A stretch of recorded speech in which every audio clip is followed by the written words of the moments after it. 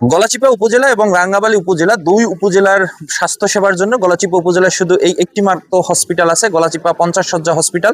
এবং পার্শ্ববর্তী উপজেলা যে দশমিনা উপজেলারও আংশিক লোক এই উপজেলা আসে, কিন্তু এই হসপিটালটি চলছে জোড়াতালি দিয়ে। আমরা যদি বলতে চাই আপনাদেরকে, যেমন আল্ট্রাসোনো মেশিন নষ্ট প্রায় 7-8 বছর ধরে, এক্স রে মেশিন থেকেও নাই সেটাও প্রায় 7-8 বছর ধরে নষ্ট।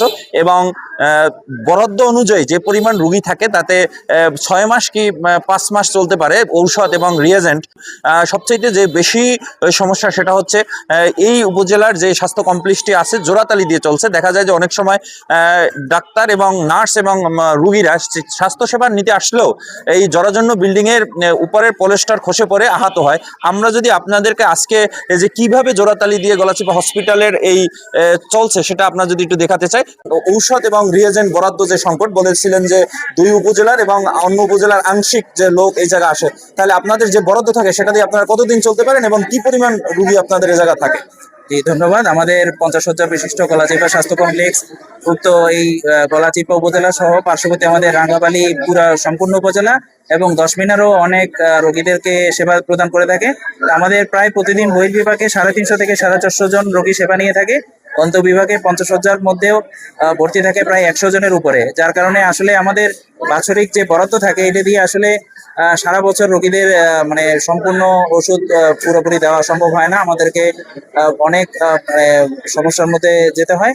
তো আমি আশা করব আমাদের যদি এখানে রোগী সংখ্যার উপর ভিত্তি করে যদি আরো বেশি ওষুধ এবং অন্যান্য জিনিস লজিস্টিক গুলো বরাদ্দ দেওয়া হয়, তাহলে আমাদের সেবাটা আরো আমরা ভালোভাবে দিতে পারবো।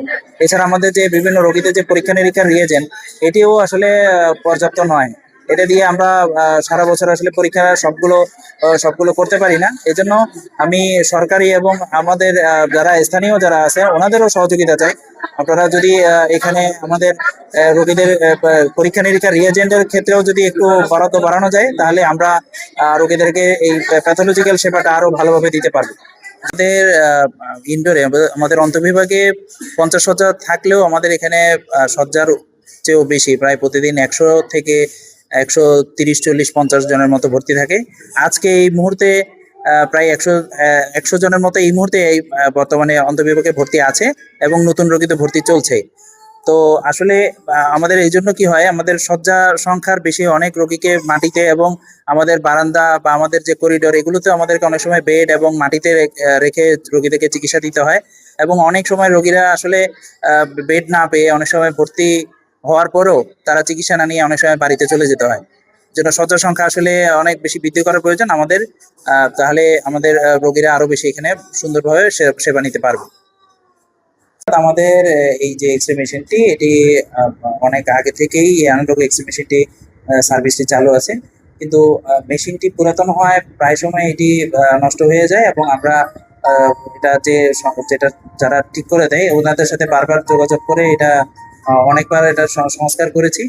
আরেকটি সমস্যা হচ্ছে আসলে এক্স রে মেশিনটি বর্তমানে যে অ্যানালগ হওয়ার কারণে এখানে যে ছবিটা আসে এই ছবিটা অস্পষ্ট হয়, যার কারণে আসলে রোগীদের রোগ নির্ণয়ের ক্ষেত্রে এটি আমার ভালো একটি উপকরণ হইতে পারে না। যার কারণে আসলে বর্তমান সময়ের চাহিদা হিসেবে একটি ডিজিটাল এক্স রে মেশিন প্রয়োজন সঠিকভাবে রোগ নির্ণয়ের ক্ষেত্রে। এবং আমাদের এই ব্যাপারে ঊর্ধ্বতন কর্তৃপক্ষকে আমরা অবহিত করেছি। ওনারা আশা দিয়েছেন যে ভবিষ্যতে আমাদের এখানে একটি ডিজিটাল এক্স রে মেশিন দিবে। সুস্থ হয়ে আসতে আরো আতঙ্কে থাকে, যেমন আপনি বলতেছিলেন যে এই জায়গার বেডের লোক দিতে পারতেছে না, খসে পড়ে। আসলে অবকাঠামোর কি অবস্থা আছে? জি, ধন্যবাদ। আসলে আমাদের এই যে আমাদের হাসপাতালে দুটি ভবন রয়েছে, একটা হচ্ছে 31 শয্যা পুরাতন ভবন আর একটা 19 শয্যা নতুন ভবন। তো 31 শয্যা পুরান ভবনটি 1967 সালে নির্মিত। তো এই ভবনটি আসলে বিভিন্ন জায়গায় ফেটে যায় এবং এগুলো অনেকবার এটা সংস্কার করার পরেও এখনো দেখা যায় বিভিন্ন জায়গায় ভেঙে যাচ্ছে, মাথার উপরে অনেক সময় খসে পড়ে। এই জন্য আমরা যখন ঊর্ধ্বতন কর্তৃপক্ষ আমাদের স্বাস্থ্য প্রকৌশল যে জনস্বাস্থ্য প্রকৌশল এবং স্বাস্থ্য প্রকৌশল যে পটুয়াখালী দপ্তরে আমরা এটা অবহিত করি, ওনারা আমাদেরকে বলেছেন যে নিরাপদে রোগীদেরকে সরিয়ে রাখার জন্য। আর আসলে এই বিল্ডিংটাকে আসলে সংস্কার করে তেমন বেশি আসলে লাভ হবে না। অতি দ্রুত আসলে নতুন ভবন নির্মাণ করে রোগীদের নিরাপত্তার সাথে নতুন ভবন নির্মাণ করে সেখানে ওয়ার্ড চালু করা।